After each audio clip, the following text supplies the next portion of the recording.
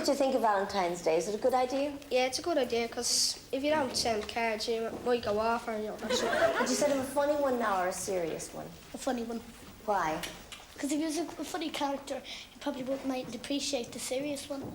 Are you going to send one? No. Why not? I'm single.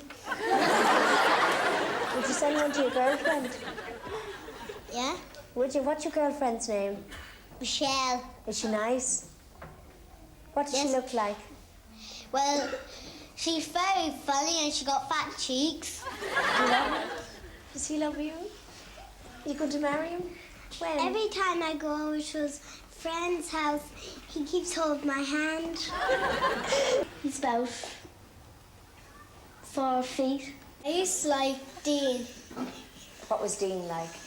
Well, he's got black hair. He was small, very small, and he's got black eyes. He's really like a cat. John, how about you? I don't like Valentine's Day really. Why? I don't like, it's like, I'm a bit too young for girls at the moment, eh?